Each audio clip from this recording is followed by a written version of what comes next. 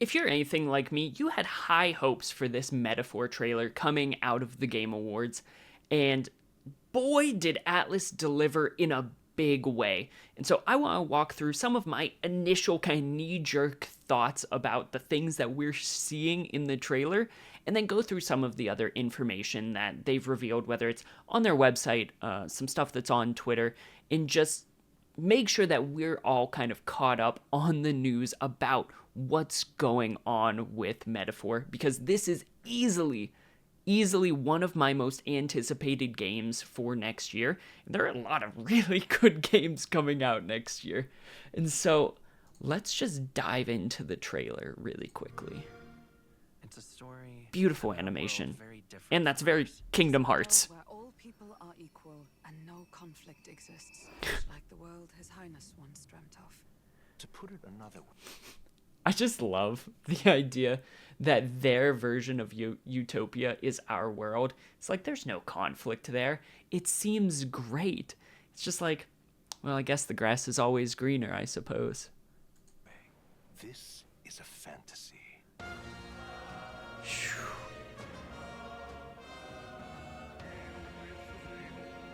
I'm so excited. Without an heir to wear the crown, what will become of the royal Okay, wedding? this I think is really interesting, because are we going to have some action RPG combat system where can you just use that? Do you have to switch back and forth between action RPG combat and turn-based? If I had to take a guess, I would say that you're heavily encouraged to use the turn-based mechanics, and the action RPG combat is more for those lower level mobs, kind of like in Persona 5, where if you're in, the cat boss, you can just plow through the low level enemies and finish them up really quickly, instead of going into full combat with every single encounter. And so I think this is more so for those heavier hitting kinds of monsters, and then the action RPG combat is for something that you could just plow through quickly. But I would love it if you could do all of your skills, all of your melee attacks, all of that in the overworld. And it's more of like a Final Fantasy remake where you have the best of both worlds depending on your playstyle, because I tend now to lean more towards those action RPG elements. I love myself a good turn-based RPG. I found action RPGs just engaging in a completely different way, and so being able to switch back and forth based on my mood would be super nice for me personally. Who deserves his crown? A man of proven strength! The people of my land desire a new king, and I shall provide.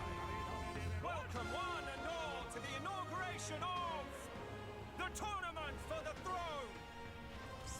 So I'm really interested to see how this royal tournament is actually going to work, because clearly the king died in some seemingly nefarious way, and now they have to find a successor to the throne. And so all of these peoples and all of these races are coming together to fight in this tournament to take up the mantle of king. And I'm really interested in the politics of that. Atlus is no stranger to dipping their toes into politics, whether it's Persona 5, Persona 5 Tactica being two that are very recent. But I want to know how this political system in this world actually works, and how class is going to play into all of this, and how fear, because they have already said that a big, massively core theme of this game is fear and how you confront fear, how that all plays into this tournament. Also, I think it's worth noting that the mechanical designer, Ikuto Yamashita, worked on Evangelion, as if the staff didn't already have enough gravitas behind them. No wonder when any among the populace might be king. Their speeches of tribal harmony mean nothing. So we get to do speeches and interact with the masses. That's sick. The world united as one tribe. If only our lives were anything like the world in your novel. Our lives are decided at birth. Cooking. By tribal purity, or And differences that make us who we are. that was very, very Persona. I'm really interested to see how the follower system actually ends up working and how forging those bonds with the different people in the world can help your case seemingly to become king. And ultimately, you know, if there is going to be a really in-depth party system where you can really mix and match loads of different options, almost in like a Chrono Cross-esque way, at least is what it looks like to me. Maybe I'm misreading that, but knee-jerk, it looks like you'll be able to recruit or develop relationships with a lot of different people. There was a plot in his life. One I wish I'd written out sooner. You're no ray of hope. You gave up on your hopes, but I will not. Now let's I'm just grinning stupidly. let's do it. You'll be a hero. Trust me.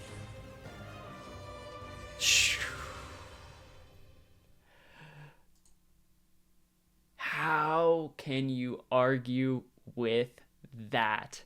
How can you argue with that? I am so excited. I don't think that there's anything at the end. Yeah, just fall 2024. This game, like I said, is everything that I could want from Atlus. And so, this gives us a good kind of scope at what the world's going to look like. Clearly, it's much more high fantasy inspired with some, technological elements. I know that for the fashion, the developers had said that they kind of pull from that 60s fashion, which I'm really excited about how all of these characters' designs work and how they do take those real world inspirations, but kind of create their own style so it doesn't just look like Final Fantasy, but from Atlus. It looks like its own self-contained kind of universe that doesn't really look like anything else that I've really seen up to this point. Although, going back in the trailer, I can't help but think that this ship right here, it gives me such Howl's Moving Castle vibes that, I don't know, everything is so striking and so unique, and this world is one that I'm going to be really excited to actually get to know more about and explore, because there do seem to be a lot of diverse kinds of terrains that we'll be able to go through on these like land steppers. And if we look at this map, we can see, that there will be obviously different areas that you can go through, and each one will have their own kinds of weather, whether it's, cloudy up here in this kind of cave-like region, or sunnier in this forest or in this village. And so even though the city seems like it's going to be the primary hub overall, you'll be able to travel to different towns, which is something that in a JRPG I love so incredibly much, is getting to meet new people, see new civilizations. Always to go back to Persona, in Persona, you are in Tokyo, specifically in Persona 5, or in Persona 4, you are in Inaba, right? You don't really stray outside of that. So seeing how they can create all of these different towns, hopefully inhabited by different peoples and different races, so that we can see different cultures and how they engage in this world, especially how they want to engage with the tournament. Maybe each one sends kind of like a hero, right? Or maybe a lord or a lady to be able to compete for the throne. I'm not sure. I'm just brain dumping here, but it has me so excited. What also is interesting though here is that we see two of these kind of walker things here, and so I'm not sure what that means. I don't see why there would be two of them. Maybe this is like a rival walker here, and I would imagine that these are just kind of some of the starting areas, and we'll be able to travel all through. I'd really like to see this autumnal wood, and it looks like there's another settlement like way up here. I don't know what that is. And then obviously we have the day-to-day, system. So we will be working on a calendar, but I hope it's a little bit more freeform than Persona is, so that it is tracking how long you're taking, and maybe there are deadlines, like waiting for the path to open, but it's not so segmented, like this is this part of the story, this is that part of the story, and more so, there are events that happen, but it's not so self-contained within chapters like Persona 5 is, which, don't get me wrong, I adore Persona 5, but I want to be more of that overarching narrative where you can branch off and do a bunch of different things in a bunch of different places to really make the experience in this fantasy world your own. And so this map has me really excited, and I kind of like how it is similar to Final Fantasy 16 in how it's kind of zoning out these places. It's not this big, massive open world. Open worlds are great, but I think that they have their place, and more segmented areas like this one have a lot of strengths to them too, because you can really make sure that these areas are fleshed out, and you don't have to worry too much about how the city connects to this town, which connects to the cave, and what all of this, kind of gray area looks like. And you can leave that up to the player's imagination, how they got there. So, this is so fun. This is so exciting. And then this boss right here, I assume that this is a boss. It looks like a boss. Let's see if we can get a decent look at it. This is the most, bombastic, ridiculous kind of stuff that I just anticipate from Atlus. And seeing it here, seeing what some of the bosses might actually look like, kind of horrific looking, I would say, almost reminds me of kind of like a Titan from Attack on Titan. I think that that's exciting. And that thing, I think that the protagonist turns into that armor, I would guess. It's kind of like a Persona, but not. It almost feels, I keep comparing them to other games, but almost is like in Xenoblade 3, the Ouroboros form, but instead of pairing with someone, it's just your own Ouroboros form, so you kind of like transform into your own Persona form.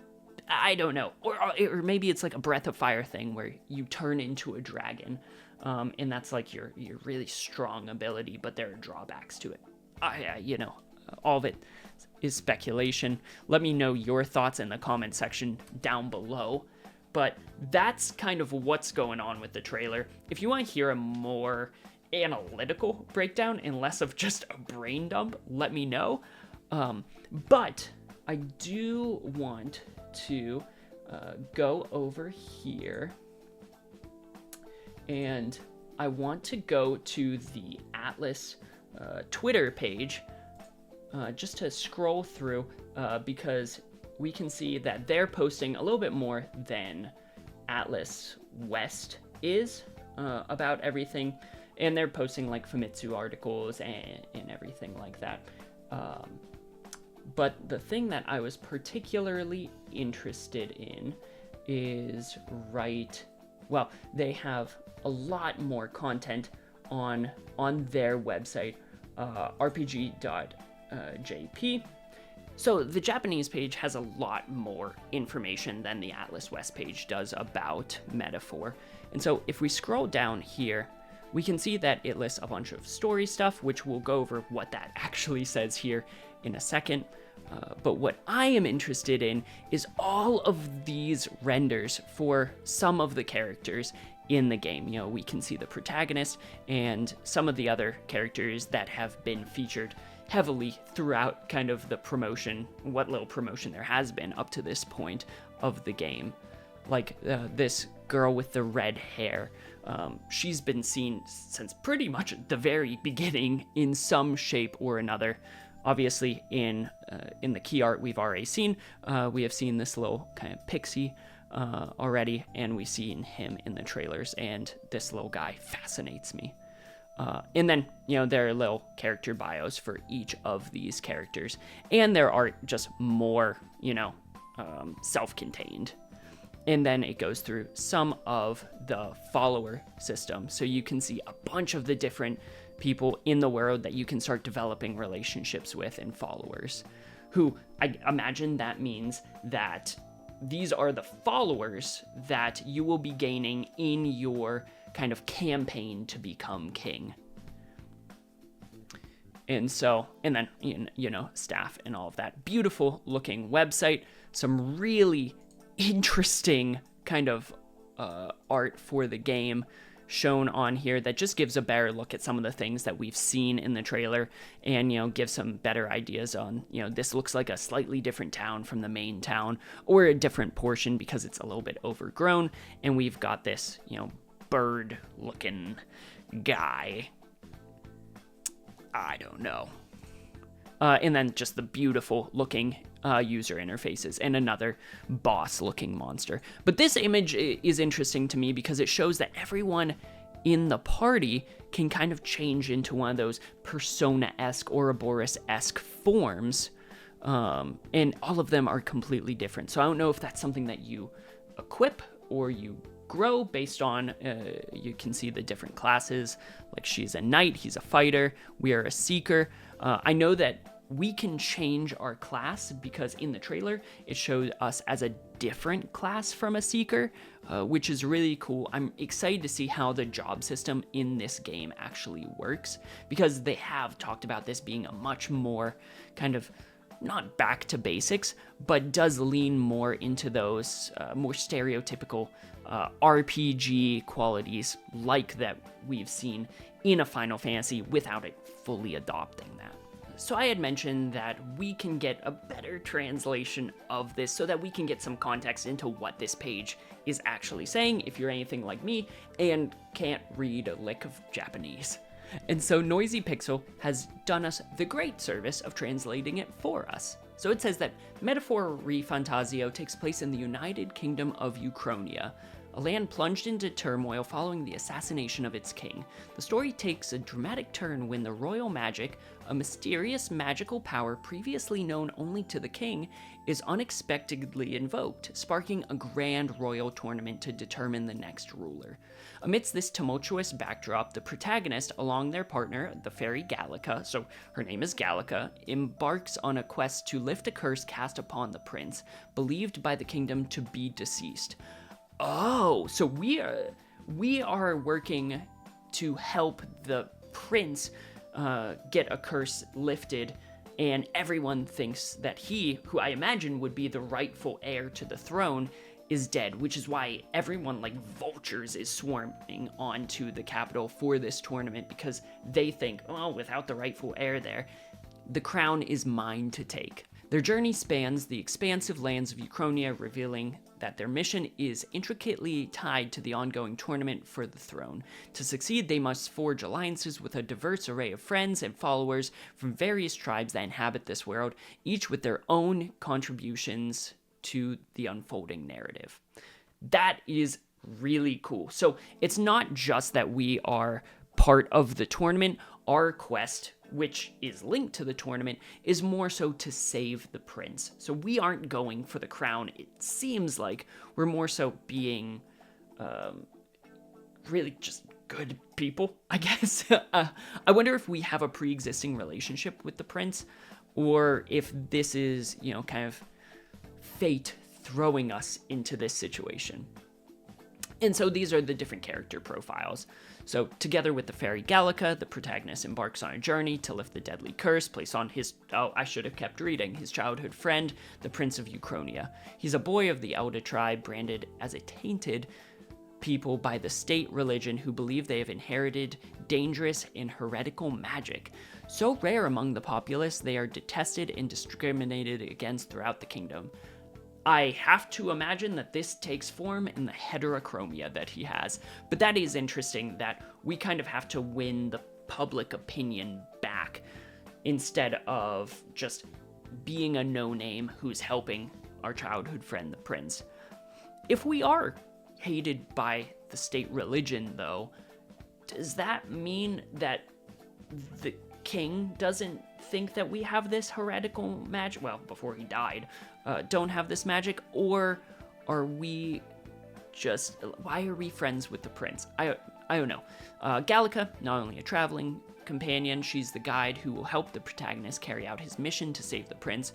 Although she is too small to participate in battles, her knowledge of magic and ability to sense magla is superior to the protagonist due to her fairy nature. She doesn't mince words, but she is reassuring ally on his journey. So she's Navi. Cool. Interesting.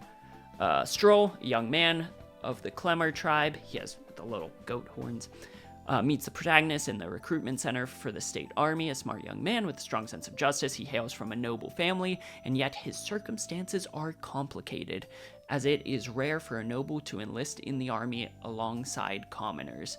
Oh, that's fun.